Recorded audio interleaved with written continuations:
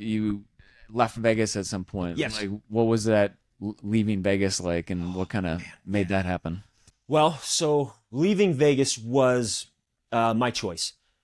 It was my choice because after some circumstances that I was in a very interesting, unique relationship at the time. I was brought into this relationship with these two amazing individuals, and it was different for me, but it was beautiful at the time, and it still, I look back at it as probably one of my most loved experiences because of where I was at in my own self. Yeah.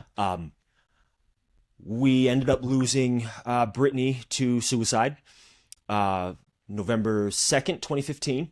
I'm sorry to hear that. Yeah, I appreciate it. And as I explained, it was hard at first to discuss and talk about it. But I think the more I had the conversation, the more I was able to talk about it, the less difficult it got. Yeah. But that was a lot of the catalyst that kind of wanted me, to leave Vegas. I was kind of done with the big cities. I was just done. Yeah. But it was also a part because, I knew Brittany, but I didn't know her to the degree at which I wish I had. Mm-hmm.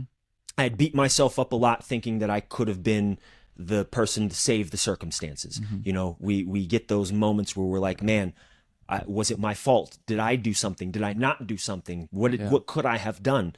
And so a big part was like, well, if I move to the Midwest, it may give me an opportunity to determine what it was that I didn't get the opportunity to learn, and who she was and what she had to deal with as a person who was still trying to identify who she was as a person. Yeah. Did you get any message or indication from her? No. So no letter or no message from her on there was a what letter, was going on with but her. it wasn't. It unfortunately, again, so it was a triad that I was in at the time, and unfortunately, it was with two people who were dealing with their own insecurities and were unable to communicate some of the feelings that they had. Mm-hmm. And I think that because I didn't know how to communicate or ask the right questions, I felt sometimes, I used this term in the relationship, I felt like I was just a bystander. Yeah. I felt like I was just cannon fodder for two people. I was just here as a tool. And I had wished that I did not communicate that way. Mm-hmm. And so I will say that, after Caitlin and I decided to move to the Midwest, that was when we moved to Sheldon. Sure. Rented a room for, $200 for, the time. Yeah.